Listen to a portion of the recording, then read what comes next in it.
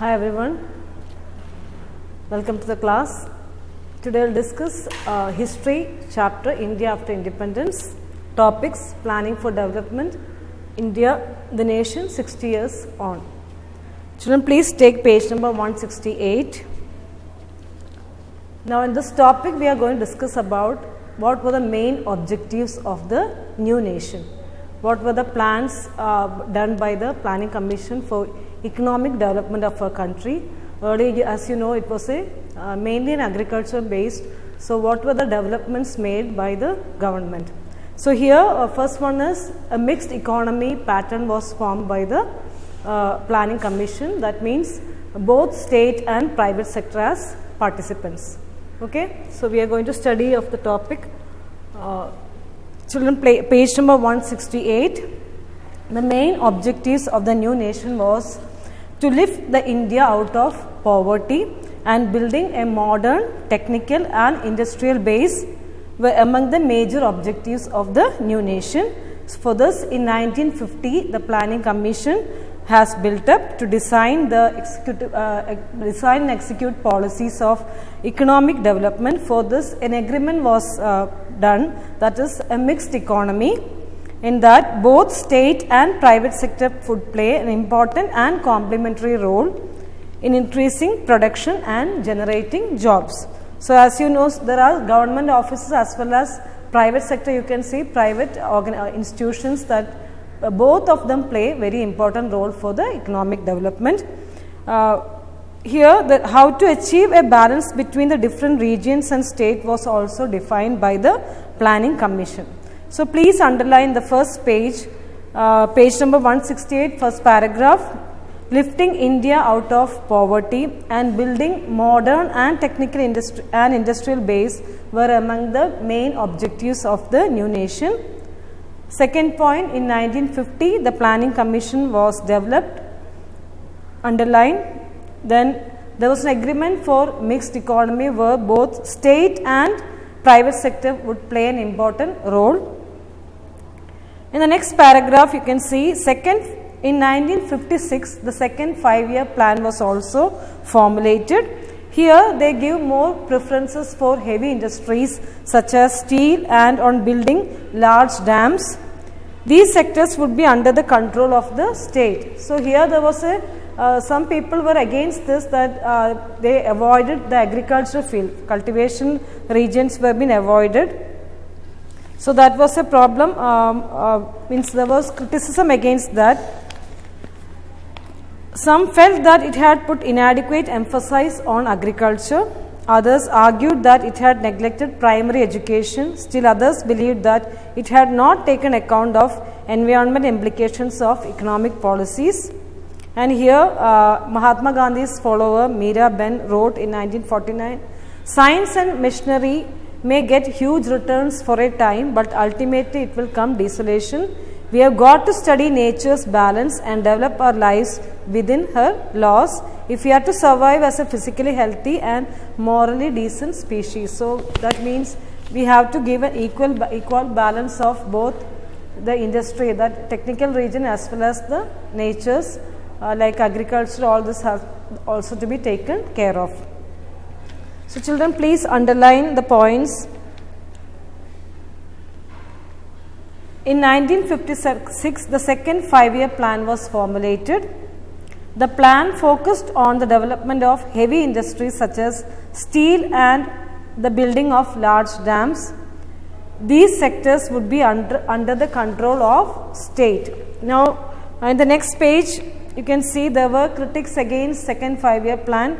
That was inadequate emphasis on agriculture and it had neglected primary education. Underline both points. Next is the search for independent foreign policy. Page number 170, you can see a box here. Underline, India gained freedom soon after the Second World War. This was also the period when colonial empires were collapsing. After the World War, the colonial empires were collapsing. Many countries were attaining independence. Jawaharlal Nehru, India's Prime Minister, was also the Foreign Minister for independent India. Nehru developed Free India's foreign policy. By the 1970s, a large number of countries joined the non-aligned movement. So, foreign policy was developed by Jawaharlal Nehru in India. He was the Prime Minister that time. Now, the nation 60 years on is the next topic. So, as we all know, India attained 60 years and 15th August 2007, India has attained 60 years of independence. What is the condition of India? We all know in India there is a diverse land. People from different religions, different type of background, having different language, speak different languages. Still we have unity. Yes, we have an independent press, independent judiciary in India. All this contribute to our democracy, but still there is divisions. You can see divisions in the country. Deep divisions persist in the country. So, page number 171, the nation 60 years on. On 15th August 2007, India celebrated 60 years of its existence as a free nation. Underline that point. Now, we have to see whether it is fulfilled whatever written in the Indian Constitution. We all know India is a united country and it is still democratic. And achievements that we may justify be proud of. Many foreign observers had felt that India could not survive as a single country, but still we survive as a nation. We all are united. Some of them have a belief that it may come under a military rule, but nothing happened in India. As many as 13 general elections have been held since independence. Underline this point. As well as hundreds of state and local elections were also held. There is free press as well as independent judiciary. All this shows that India is a united nation. Even though people speak different languages and practice different habits, faith has not come in. It has not come in the way of national unity. So, even though all these differences persist, we believe that we all are united. Still, we are united as a country. On the other hand, what we can see is deep divisions still persist in our country. Despite constitutional guarantees, the untouchables, or as they are now referred as Dalits, face violence and discrimination. So, in our constitution, in the fundamental rights, it is written that all are equal before the law. But still you can see what there is discrimination on the basis of caste. Still there is untouchables or Dalit. That classification is still continuing in India in only different parts. Not in everywhere you can see that, but in certain regions, certain states, certain interior part of the country, still you can see that untouchables have been treated very badly. In many parts of rural India, they are not allowed access to water sources, temples, parks and other public places. So, we will not be able to see in metropolitan cities, but if you go to rural India, you can see that people were not allowed to go to temples, public parks and take water from a particular well. All this is still banned in certain regions.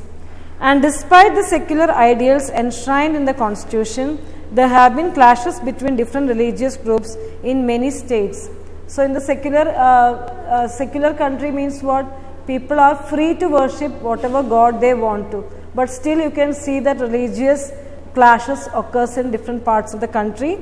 Above all, as many observers have noted, the gulf between the rich and poor has grown over the years. So, the disparity between the rich, differences between the rich and poor, inequality in income. So, these people, that is also shown in between the people in our country.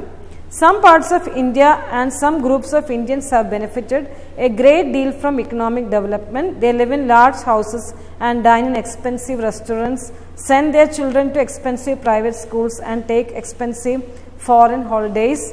At the same time, many others continue to live below the poverty line. So, India you can see some are living as a comfortable life, very happy life with all the amenities, all the whatever they want, whatever they wish for.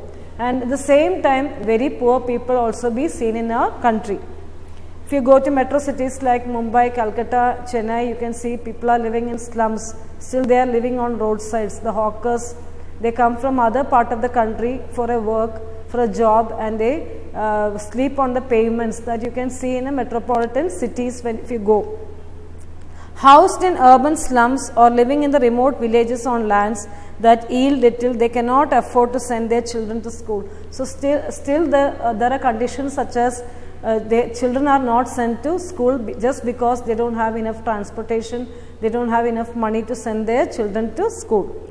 The Constitution recognizes equality before the law, but in real life some Indians are more equal than others, judged by the standards it set itself at independence. The Republic of India has not been a great success, but it has not a failure either. So we can't say that our republic as a democratic country, we are, even though we have written so many things in Constitution, all are equal in front of law. Even though we written it, we cannot see every word that equality. Yes, it has the limitations, but it is not a failure either. We can't say that our democracy is a failure. It is not so. Still we try to maintain the balance by giving them, you can see public distribution system. Government is providing that free food for the below poverty line people. So that way we are trying to reduce the disparities, but still we can't say that all are equal, even though it is written in our Constitution. So this is about the chapter. Children, please go through the textbook carefully. Read the text and underline the important points. Here in this, the nation 60 years on, the first line you need to underline. The second paragraph, how we are united is shown. We have, even though we speak different languages, practice different faiths, we are together, all Indians, we are united. Then you can see that there are 13 elections held in India. Then that all achievements you can mention from the first paragraph. Now what are disparities, what are the differences still persisting in a country, that is given in the third paragraph. Please do underline. Thank you children, have a nice day.